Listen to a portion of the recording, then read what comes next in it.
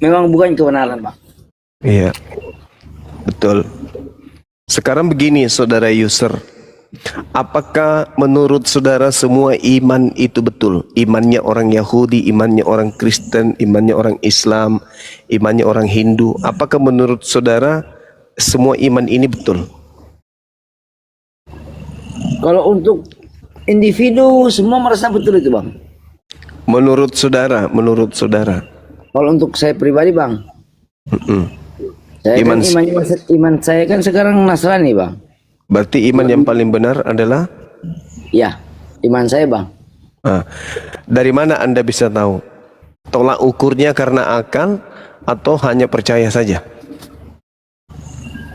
Gini, Bang, kalau dibilang tolak ukurnya adalah percaya saja mungkin betul, karena kita kan namanya agama waris, Bang. Iya, Masya Allah. Iya, betul, tanda-tanda mu'allaf ini. Iya, ibaratnya Jadi- kan kita namanya lahir dari Nenek moyang. orang tua yang dari Nasrani, ya pasti kita ngikutnya ke situ. Iya.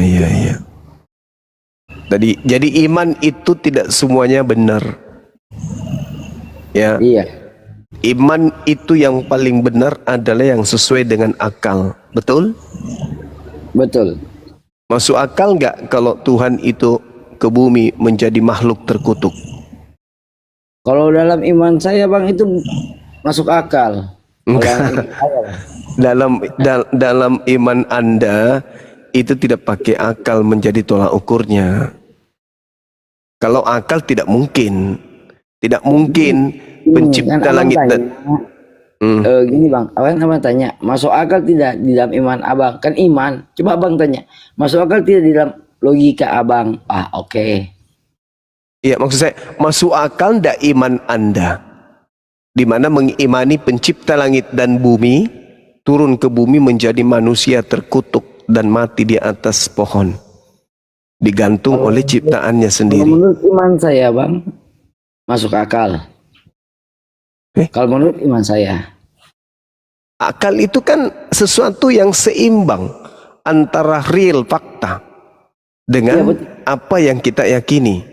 betul, Nah, Bang. sekarang bagaimana Anda bisa mengatakan bahwa Tuhan mati itu masuk akal? Gini, Bang, karena konsep kekristenan beda, Bang. Konsep kekristenan itu yaitu mengatakan Yesus datang ke dunia itu untuk menebus dosa, yaitu firman-Nya. Itu bukan Tuhan.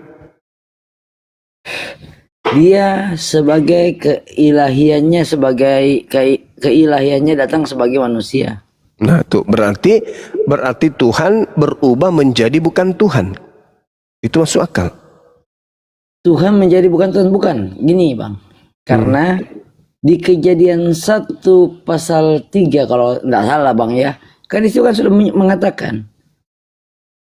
Apa itu? Di situ kan sudah mengatakan kita akan menjadikan manusia serupa dengan kita. Oh, nomor 26 itu, Bang. Iya, oke. Nah, di situ kan sudah mengatakan. Jadi iman Kristen kami kan sudah percaya bahwa memang kita manusia itu diciptakan serupa dengan gambaran Allah itu sendiri. Setelah Tuhan mengatakan itu, siapa yang diciptakan kemudian? Yesus atau Adam? Adam. Berarti Adamlah yang Tuhan, bukan Yesus. Bukan. Karena gini, Bang. Kenapa larinya ke Yesus? Adam kan diciptakan.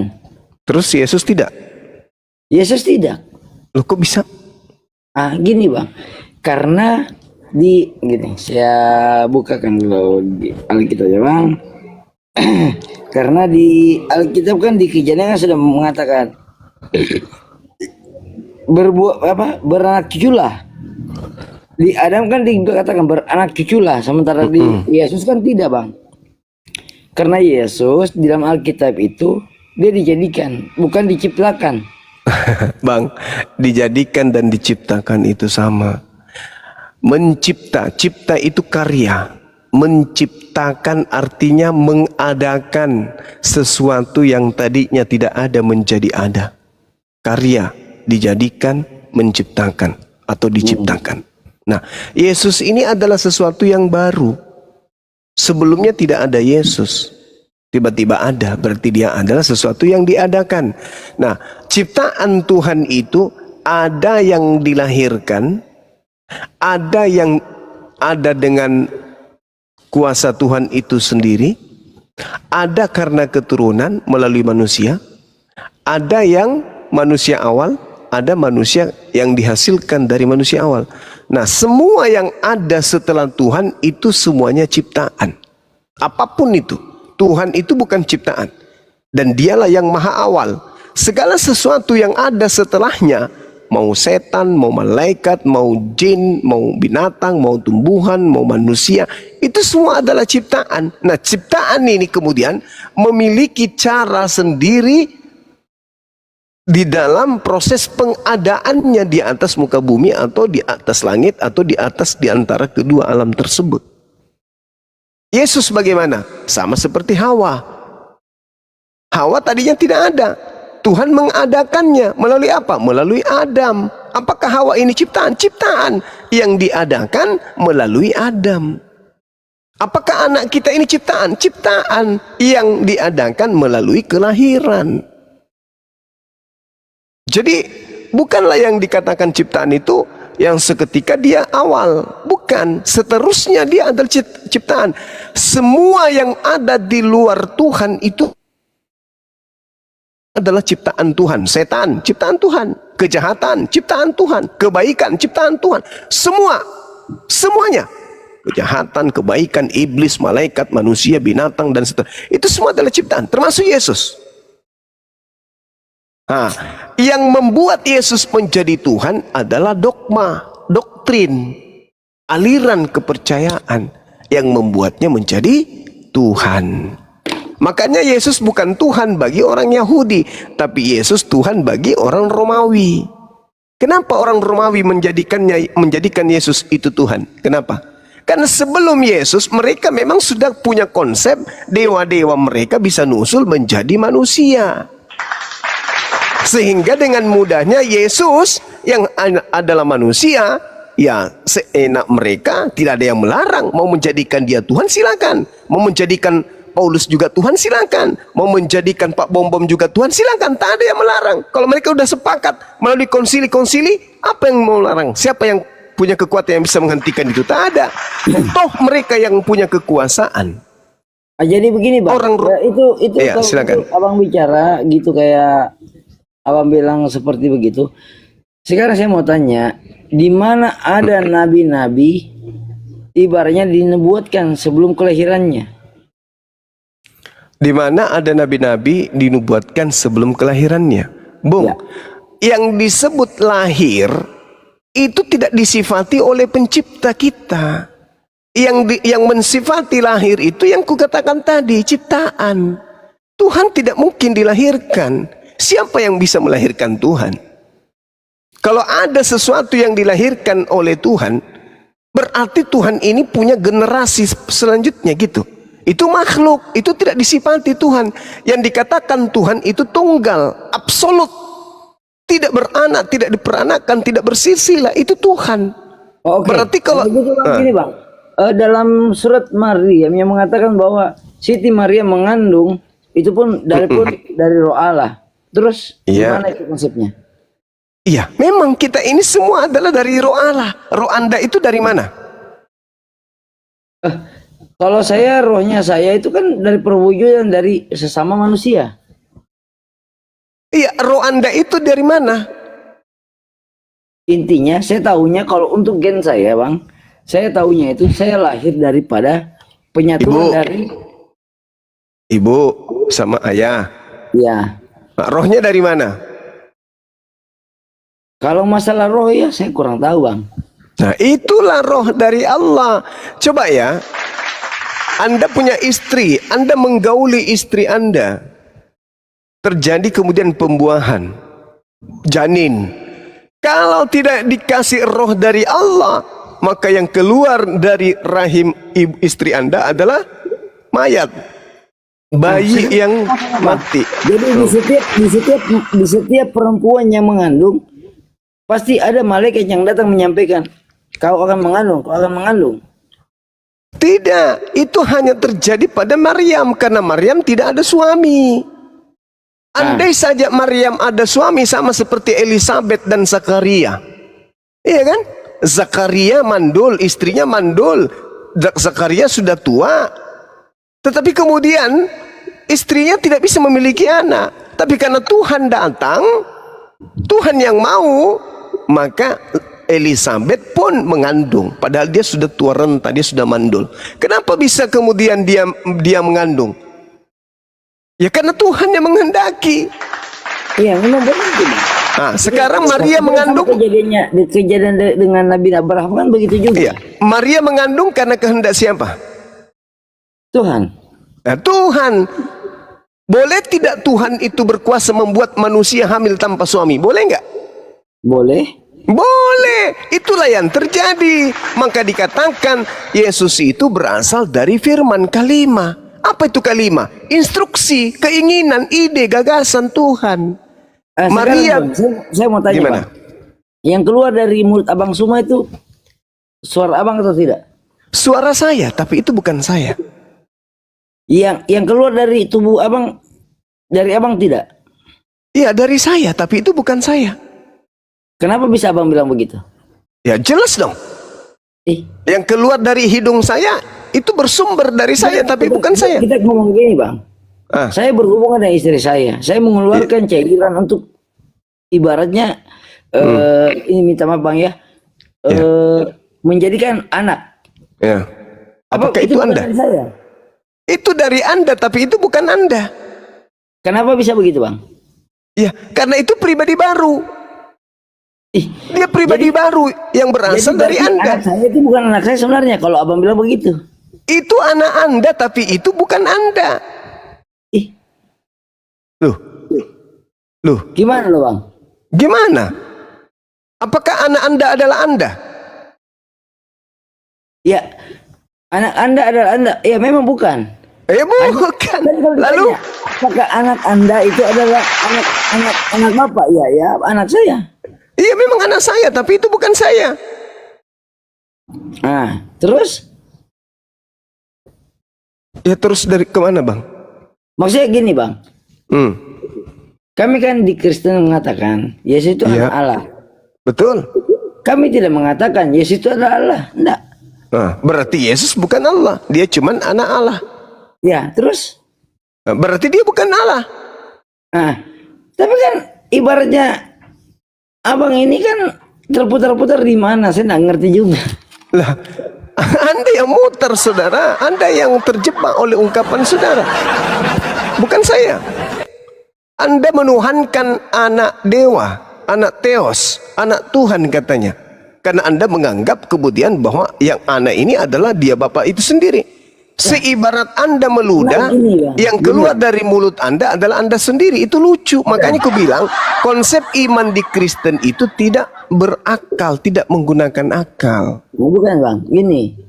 Karena ibaratnya begini. Kami menyembah apa yang kami dengar, apa yang kami lihat. Begitu. Anda pernah mendengar Yesus? Kalau untuk ini mendengar gini Bang. Kalau kayak Abang tanya, apakah Anda pernah mendengar, melihat atau apapun? Ya memang Bang, kami tidak pernah. Nggak pernah. Tapi kalau untuk bilang, kalau kami ibadah itu kami merasakan, ya ada. Ya begitu juga agama lain Bang. Iya. Perbedaannya Anda menyembah makhluk yang dikutuk oleh Tuhan. Dia tidak dikutuk oleh Tuhan. Tapi dikutuk Bang. Itu kan bukan Bang, salah. Di firman-Nya itu mengatakan terkutuklah orang yang mati di kayu salib. Tapi kan memang Tuhan Yesus datang ke dunia untuk menebus kutuk manusia. Kata siapa?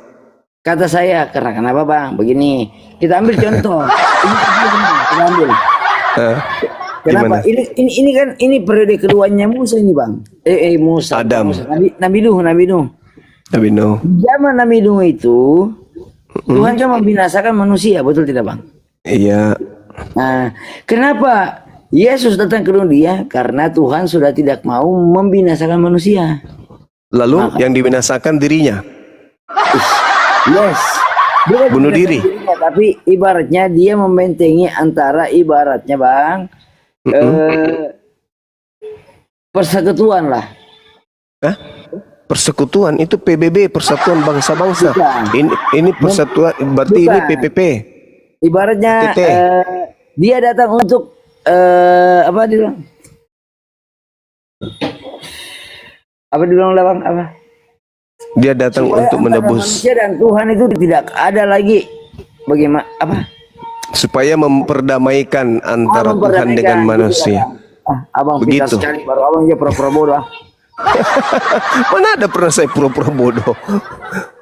Jadi gini saudara, Tuhan di dalam kitabnya Yahudi ketika ingin mendamaikan anak Israel keturunan Yakub, Tuhannya mereka meminta persembahan kurban hewan, Imamat 1 nomor 2. Sedangkan yang melakukan perdamaian dengan menggunakan darah manusia itu adalah dewa-dewa, termasuk dewa Molok. Udah begini bang, saya bisa percaya dengan Al-Quran abang. Coba ceritakan dari awal dijadikannya dunia dan para nabi. Coba ceritakan saya. Tapi ceritakan secara krusial seperti di Alkitab. Seperti apa di Alkitab? Di Alkitab maksudnya yang mengatakan terjadinya bumi, terjadinya dunia, terjadinya alam semesta dan semua kisah para nabi. Maksudnya? Menurut Al-Quran. Menurut Al-Quran? Ya, ceritakan saya menurut Al-Quran. Oh, penciptaan menurut Al-Quran dan sains gitu. Ya, mulai dari penciptaan sampai dengan kisah para nabi Mantap, sampai selesai. mantap ya. Kau mau kuliah itu 10 tahun berarti. Ah tidak, saya dengar. Pokoknya intinya abang percepat saja. Ibaratnya, oh iya, ini dinabiin nabi ini. Ah, Mantap ya. Bang Yang Handi penting ini ada punya di jurusan ini Al-Quran surah An-Nasyat ini. Bang Handi itu bisa jelaskan. di Jambi Bang Handi, penghujat itu. Mana ada? Tidak ada, kalau Bang Handi itu tidak menghujat dia. Oh tidak menghujat, oh ya, Iya. Yang menghujat itu menghujat. Pak Bom, iya. memblokir. Bukan juga. Bukan juga masa memblokir. Masa memblokir Bang Handi? Enggak lah. Abang Juma aja yang cerita lah. Ibaratnya begini bang, saya cuma mau dengar abang cerita dari Sini saya jelaskan. awal Ya penciptaan. tuh. Nah, dia jurusannya kalau ini, beliau. Jadi gini bro. Hmm. Jadi biasanya memang itu dimulai dari gejala-gejala panuan, terus habis biasanya kalau panu susah sembuh itu mencret, sakit Ini, perut. Bang, Kalau Bang itu Hadi, berkepanjangan, biasanya timbul ada bisul di jidat gitu loh. Nah itu sih. Saya cuma tanya bang, coba jelaskan saya di Al-Quran mulai dari penciptaan sampai para nabi. Maksudnya? Kalau Di Al-Quran ceritakan saya secara lengkap dan jelas. Tidak Mantap, perlu ya. lah, ibaratnya lengkap lah. Secara terstruktur saja. Oh iya, dan nabi-nabi ini ya sampai ke Nabi Muhammad. Bagaimana Bang Andi? Mau dijelaskan? Buang waktu. Enggak, biar saya jelaskan apa-apa. Oh, iya. Jadi kalau di kami umat Islam itu Bang, ya tidak seperti di dalam Bible. Kenapa tidak seperti dalam Bible? Karena Bible itu dituliskan dari hasil penyelidikan orang per orang. Sementara Al-Quran itu tidak dihasilkan dari hasil penyelidikan kemudian. Nah, di Al-Quran dijelaskan tentang proses penciptaan itu adanya di surah apa tadi Bang Handi? Surah apa? An-Nasyat. An-Nasyat ya. Nah, kalau kita lihat 27 sampai 33. nah, itu pintar. Masya Allah. Nah, pada tahap pertama kemudian alam semesta pertama kali terbentuk dari ledakan besar yang dalam konsep teori Big Bang itu sudah dijelaskan. Nah, sehingga bukti dari teori ini adalah kalau dalam ilmu sains adanya gelombang mikrokosmik di angkasa dan juga dari meteorit. Nah, ini sudah ditemukan oleh ilmuwan dan itu dijelaskan di dalam Al-Qur'anul Karim seperti yang disampaikan oleh Bang Handi tadi. Antum asyaddu khalqan amis sama banaha. Itu dijelaskan dalam Al-Quran. Nah, itu tahap pertama. Jadi adanya awan debu dalam Al-Quran disebutkan dukhan yang terbentuk dari ledakan, yang mana menurut sains itu terdiri dari hidrogen yang unsurnya kemudian terbentuk ketika dukhan atau debu ini berkondensasi sambil berputar dan memadat. Dan ini hanya bisa dijelaskan oleh sains dan berkaitan dengan Al-Quranul Karim. Itu tahap pertama. Kemudian tahap yang kedua, kan ada enam tahap, 6 masa dalam penciptaan dan menurut Al-Quran. Jadi ada masa pengembangan dan penyempurnaan. Di ayat yang ke-28 di An-Nasihat ini ketinggian kayaknya ya, Mas. Ya, itu nggak ngerti. Bilang aja 6 masa selesai udah. Ya, 6 masa. Gitu, Bang. Oke. Masa keempat kemudian awal mula daratan bumi itu diciptakan, diadakan oleh Allah. Lalu masa kelima Allah kemudian menciptakan, memberikan kemudian kehidupan di bumi itu berdasarkan Al-Quran Nasihat ayat 31, di mana bumi kemudian diadakan sumber kehidupan berupa air yang mula-mula kemudian dibentuk untuk melakukan adanya proses kehidupan di atas muka bumi. Dari sanalah di masa ke-6 lahirlah kemudian terciptalah kemudian manusia. Seperti itu, Abang. Nah, proses menjadi nabi itu ya dari turun temurun, keturunannya melahirkan ini, melahirkan itu, bla bla bla dan seterusnya. Seperti Nabi Abraham melahirkan Isa, Yakub dan seterusnya. Seperti itu, Bang. Jadi Al-Qur'an dari penjelasannya, Abang. Asal mula penciptaan. Iya. Sekarang itulah, Bang, yang saya mau tanya. Dari kopi dari mana, ya. Bang? Apa gimana? Awal Nabi itu dari mana? Awal Nabi Adam. Adam pertama kali itu yang kami imani sebagai nabi. Karena nabi itu adalah orang yang menerima wahyu. Adam menerima wahyu. Nabi Adam menerima wahyu apa itu, Bang? Perintah-perintah. Makanlah semua yang kau mau di dalam Gan Eden, dalam surga ini, di taman ini. Di ayat mana itu, Bang, yang ada di dalam Al-Quran yang mengatakan makanlah? Dalam surah Al-Baqarah ada, kemudian dalam surah As-Sad juga ada menjelaskan itu.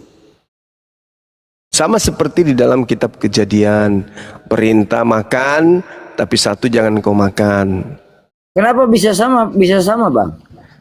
Karena pada dasarnya bosnya para nabi itu satu, yaitu Siapa? Allah, Tuhan pencipta langit dan bumi. Kenapa bisa sama? Izin dulu. Mbak, saya clear out dulu ini ya. Saya nyambung nanti di mobil. Ini mau berangkat sekarang. Iya. Terima kasih semuanya. Assalamualaikum warahmatullahi wabarakatuh. Waalaikumsalam warahmatullahi wabarakatuh. Gimana, Bang? Maksudnya gimana, Bang? Kenapa bisa sama? Ya, Apa kan yang- sumbernya satu. Bos para nabi itu cuma satu, yaitu Tuhan pencipta langit dan bumi. Iya. Makanya- Maksudnya dari mana itu, Bang? Maksudnya? Maksudnya? Awal mula cerita itu dari mana? Apakah memang dari Arab atau dari Yahudi? Kami dari Al-Quran. Kalau Anda dari kitabnya Yahudi. Berarti memang bertolak belakang ya, Bang? Iya, Arab dengan Yahudi begitu. Apanya yang bertolak belakang? Begini, saya mau bertanya. Karena kan Bang selalu bilang semua para nabi itu kan Muslim, yaitu Islam. Iya, Bang. Betul. Nah, sekarang kan kita bicara. Kalau di iman Kristen itu kan semua kan para nabi itu dari Yahudi, Israel. Iya, dan mereka Muslim. Tak ada Mereka kan tidak pernah menyebarkan agama. kata siapa? Iya, di mana Yahudi pernah menyebarkan agama, Bang? Yahudi menyebarkan agama untuk kaum Yakub, Bani Israel. Makanya Kristen ini Agamanya apa hanya dia, Bang? Kenapa? Agamanya apa? Mereka menyebut diri mereka dengan Yudaism. Yudaism itu kan bukan agama, Bang. Agama itu adalah sesuatu yang mengikat manusia. Coba carikan saya, Bang, di mana Yudaism itu sebagai agama. Sama seperti ketika Anda menyebut Kristen juga bukan sebuah agama. Jadi agama itu adalah satu kumpulan aturan-aturan yang mengikat kelompok manusia tertentu yang hidup di dalamnya berdasarkan dengan aturan yang mereka punya. Itu agama. Orang Indonesia menyebutnya agama. Berarti sama dengan Islam, Bang. Islam, semua ajaran Nabi itu pasti Islam. Tak ada ajaran Nabi yang bukan Islam. Yesus mengajarkan Islam, Daud mengajarkan Islam, Salomo mengajarkan Islam. Semua Nabi mengajarkan Islam. Islam itu damai sejahtera. Tapi kenapa muncul terakhir, Bang? Kenapa? Kenapa muncul terakhir? Karena dia yang menyempurnakan segala ajaran Islam yang pernah diajarkan kepada nabi-nabi sebelumnya. Nah, tapi kan tidak semua yang mengartikan, kan tidak semua yang terakhir itu mengajarkan yang terbaik. Ya, tapi faktanya? Nah, faktanya gimana, Bang? Faktanya gini. Nabi Musa ke Yesus jaraknya 1000 tahun lebih. Ya. Oke? Oke. Kenapa kemudian ada ajaran Musa di Kristen? Kenapa ada ajaran Musa di Kristen? Karena kami mengakui ajaran sebelumnya. Mengakui? Ya. Mengakui apa? Ajaran sebelumnya. Tapi kan Anda datang belakangan, jaraknya 1000 tahun lebih, 1400 tahun kurang Apa lebih. bedanya? Apa bedanya dengan Islam? Nah, itulah kenapa Anda pertanyakan ke Islam. Sementara agama Anda jaraknya dengan Nabi Musa 1400 tahun kurang lebih. Kenapa Anda bertanya demikian? Lalu kemudian kenapa kitabnya Nabi Musa Anda sebut perjanjian lama dan kitab Anda sebut perjanjian baru? Dan kenapa kitab abang sebut sebagai Alkitab penyempurna? Memang betul, karena Yesus mengatakan masih banyak hal yang ingin aku ajarkan, tapi kalian belum sanggup untuk menanggungnya. Dan Yesus pun mengatakan akan ada ajaran nabi palsu. Nah, nabi palsu itu berasal dari Yerusalem. Nabi palsu itu mengaku bertemu dengan nabi palsu. Begini, Bang. Yesus pun mengatakan nabi penutup itu daripada Yahudi, tidak ada daripada Yahudi. Tidak ada ucapan Yesus begitu. Malah Yesus mengatakan kerajaan Tuhan akan diambil daripadamu, diambil dari Bani Israel, diberikan kepada bangsa lain. Ayat di mana, Bang? Di dalam kitab saudara jelas itu. Ya, coba sebutkan ayatnya, saya buka. Dalam Yohanes ada. Yohanes 20 juga ada, iya. Yohanes berapa? Kalau saya tidak salah ingat, selain di Yohanes juga ada di Matius 21. Coba Anda lihat. Matius 21 nomor berapa itu, teman-teman? Berapa? 42, 43 mungkin. Tunggu dulu, Matius berapa? Coba Anda lihat di dalam Matius 21. 21 ayat?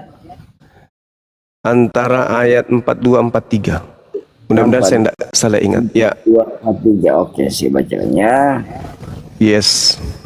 Kata Yesus kepada mereka, belum pernahkah kamu baca dalam kitab suci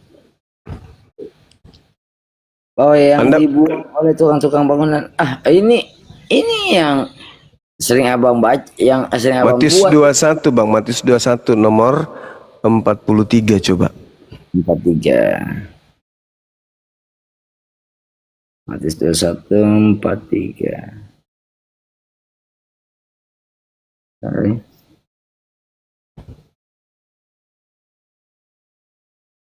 Matius 21, 43.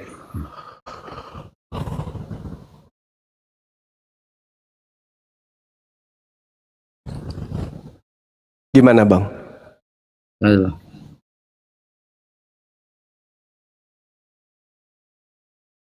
Sebab itu, aku berkata kepadamu bahwa kerajaan Allah akan diambil daripadamu dan akan diberikan kepada suatu bangsa yang akan menghasilkan buah kerajaan itu. Dan barang siapa jatuh ke atas batu itu, ia akan hancur, dan barang siapa ditimpa batu, ia akan hancur. Oke. Oke? Oke. Jadi ada buah. Ya. Nah, Yesus juga berbicara mengenai buah dari nabi palsu. Yesus juga berbicara mengenai buah dari kerajaan Allah. Oke? Nah, Kristen ini di dalam Matius 7 nomor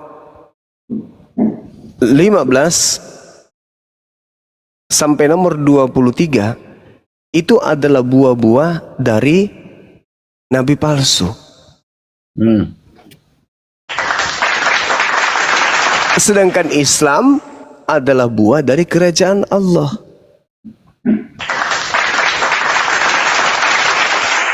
Coba nabi-nabi gimana? Cerita bang, siapa? Sekarang itu cerita.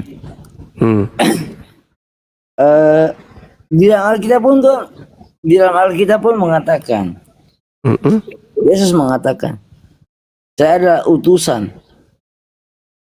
Nabi Muhammad pun mengatakan saya adalah utusan dan bersaksi. Nah, kira-kira bang, siapa yang bisa menjamin saksi-saksi itu? Yesus Yohanes 5 nomor 36 bersaksi dirinya adalah utusan Allah. Nabi Muhammad Rasulullah, beliau juga dipersaksikan sebagai utusan Allah. Bedanya, Yesus diutus Allah untuk Bani Israel saja. Matius 15 nomor 24, aku Yesus berkata, sesungguhnya aku diutus hanya kepada domba-domba yang sesat dari umat Israel saja. Oke bang, kalau bicara kayak begitu, oke, tolong bantah di sini. Di Matius 7 13 ayat 23, nantinya akan ada muncul nabi-nabi palsu yang memiliki kuasa, namun tidak memiliki buah. Ibaratnya dia tidak memiliki mujizat. Itu di nomor 23 kan? Ya, nomor 23. Tapi ibaratnya begini bang, dia cuma berkata-kata tapi tidak memiliki mujizat. Sekarang kita bisa bicara bang, di mana ada nabi-nabi ibaratnya yang diutus Tuhan, yang ibaratnya diutus Tuhan tidak memiliki mujizat. Coba di mana bang? Nabi Lut, apa mujizatnya? Nabi Daud, Nabi Ayub, apa mujizatnya? Oh gini bang, kayak Nabi Ayub kan mujizatnya gini bang, dia itu rendah hati dan percayakan Tuhan. Mujizatnya yang saya tanya. Iya, mujizatnya gini bang, apa yang dia tidak kehendaki dikehendaki oleh Tuhan. Anda ngawur ini. Coba menurut Yesus, ciri-ciri nabi palsu itu seperti apa? Bukan, karena Yesus itu adanya di perjanjian baru. Iya, kita berbicara Yesus dulu. Karena Nabi Muhammad SAW datangnya setelah Yesus. Pertanyaan saya, tolong tunjukkan, permintaan saya, tolong tunjukkan di mana tanda-tanda nabi palsu itu Yesus ceritakan di dalam Bible. Dan apa tanda-tandanya? Itu kan sudah banyak bang, kalau tanda-tandanya. Matius 7, coba Anda dalami dulu Matius 7. Tanda-tanda nabi palsu. Di Matius 7. Iya.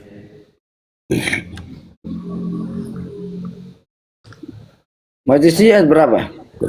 Nomor 15.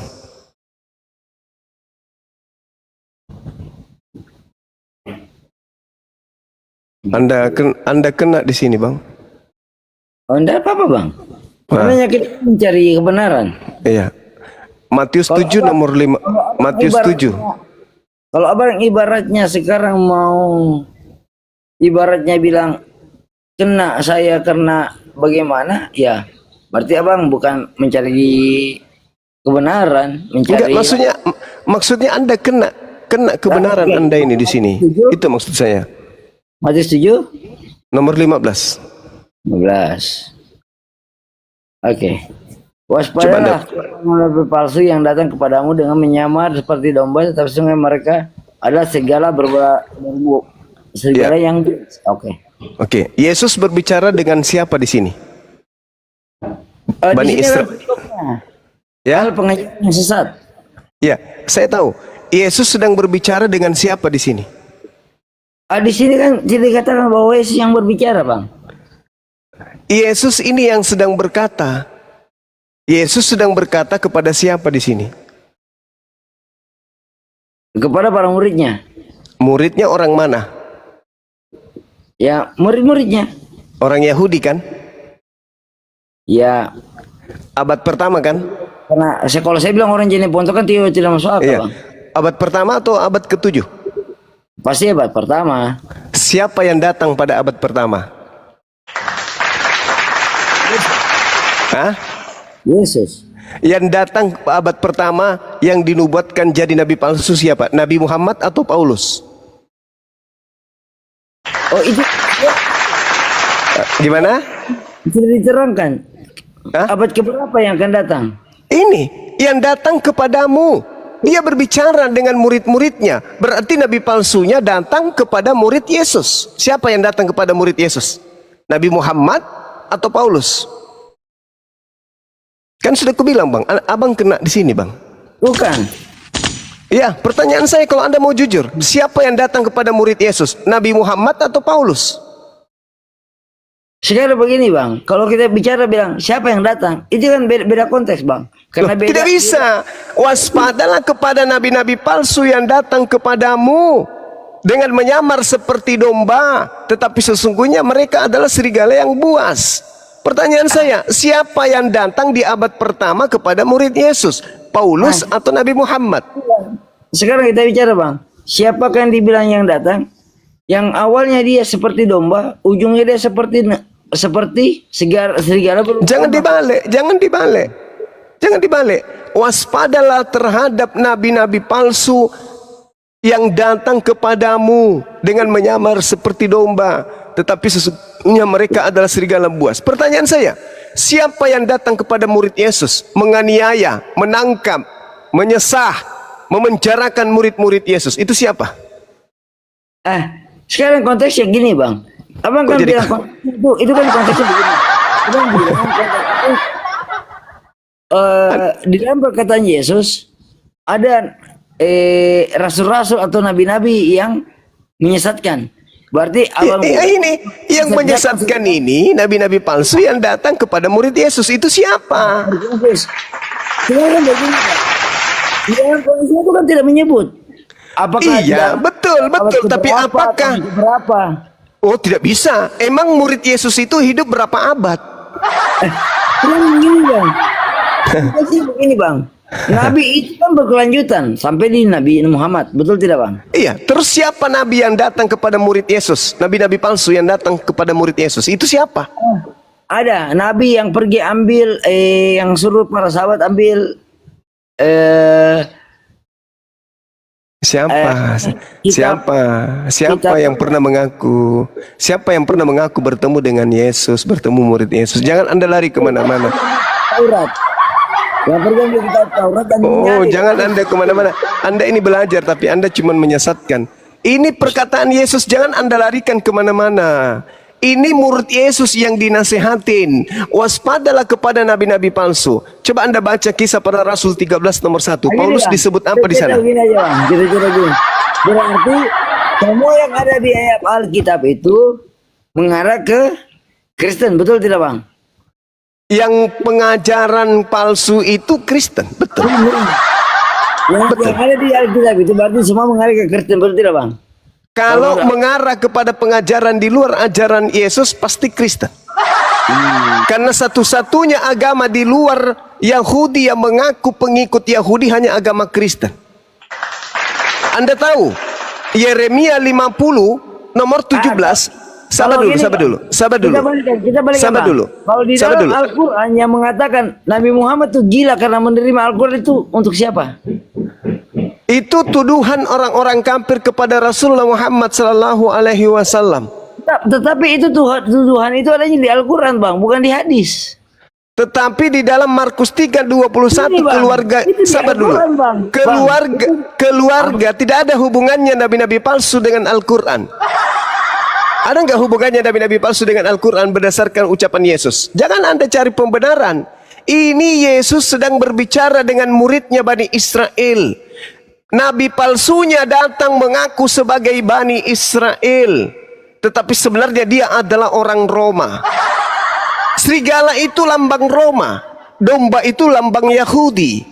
Tidak usah lari kemana-mana. Sekarang tanda-tanda daripada nabi palsu itu datang kepada murid Yesus dan mengaku sebagai siapa? Sebagai Yahudi. Pertanyaan saya, pernahkah kemudian Nabi Muhammad mengaku domba? Bang, tapi kan di Al-Quran sendiri yang mengatakan Bang, Nabi Muhammad menerima Al-Quran saja itu benar-benar gila. Gimana tuh Bang? Di Al-Quran Itu tuduhan orang kafir dan tak ada hubungannya dengan nabi palsu. gini Bang, itu kan di Al-Quran adanya. Kenapa jadi Anda ikut-ikutan gila? Itu tuduhan orang-orang Gini, kafir. Bang. Itu kan bukan di hadis, tapi itu kan di Al-Quran. Itu tuduhan orang kafir. Oh, berarti Allah Anda kafir. Waduh. Sekarang kita membahas tentang Iya, nabi palsu. Gini bang. Itu kan yang mengatakan bahwa yang menerima wahyu dari Tuhan itu adalah benar-benar gila, yaitu Muhammad. Sekarang saya Itu tanya, Bang. ucapan orang kafir. Tapi kan itu dalam Al-Quran bang. Ya memang itu ucapan orang kafir yang diceritakan kemudian oleh Allah. Sama seperti ucapan iblis di dalam Al-Quran, di dalam Bible yang diucapkan kembali oleh Elohim. Oke bang, saya tahu bang. Jangan larikan kemana-mana dulu. Jangan larikan kemana-mana. Jangan pakai jurus Paulus Anda. Jangan pakai jurus Paulus. Sekarang yang datang kepada murid Yesus ini siapa? Nabi Muhammad atau Paulus? Itu dulu. Yang ngaku-ngaku domba itu siapa? Kan Kristen. Apakah Anda domba? Bukan, Anda itu serigala buas. Kamu itu menyamar domba, tapi kau itu serigala. Domba itu, Bung, tidak makan babi. Serigala makan babi. Jangan Anda jadikan Al-Quran sebagai pembenaran. Tidak ada. Ini aja Anda nggak jujur. Yesus berkata kepada murid-muridnya angkatan abad pertama, waspadalah kepada nabi-nabi palsu yang datang kepadamu. Berarti ada nabi palsu yang datang kepada pengikut Yesus. Abad pertama. Itu siapa? Kenapa tidak jujur? Apa saya bilang tadi bang? Jawab dulu yang saya bilang tadi bang. Ini dulu yang Anda selesaikan. Saya nggak mau ditipu. Meskipun kamu itu licik seperti Paulus, saya nggak mau ditipu. Ini nih. Di kitab saudara ini. Selesaikan dulu.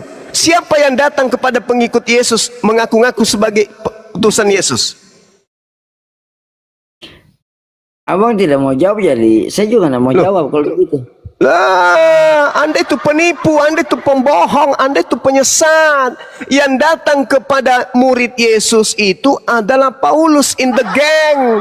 Anda baca Yeremia 50 nomor 17 yang disebut domba adalah keturunan Nabi Yakub. Lukas, sabar. Lukas bukan keturunan Nabi Yakub. Markus bukan keturunan Yakub.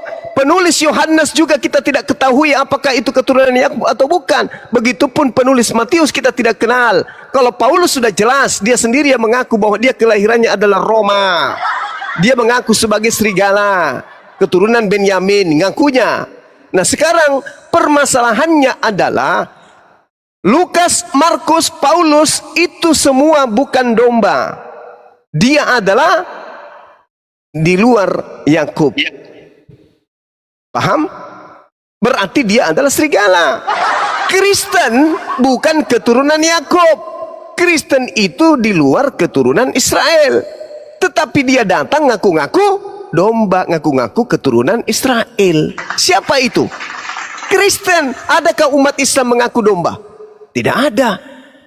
Sedangkan yang datang kepada murid Yesus, waspadalah kepada nabi palsu yang datang kepadamu dengan menyamar seperti domba. Ada enggak umat Islam mengaku domba? Kutanya dulu kau. Ada enggak pengikut Nabi Muhammad mengaku domba? Ada enggak? Kutanya dulu kau.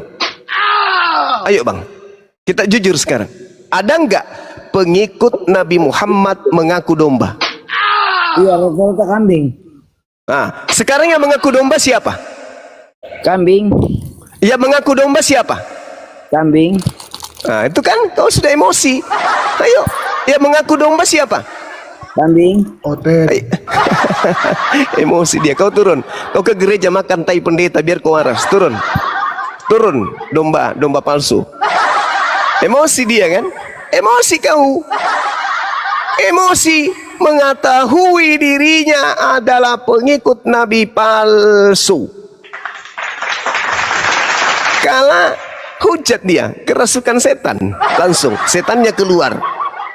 Nabi Muhammad tidak pernah mengaku domba. Kami umat Islam tidak pernah mengaku domba. Sedangkan Yesus mengatakan waspadalah terhadap nabi-nabi palsu yang datang kepadamu dengan menyamar seperti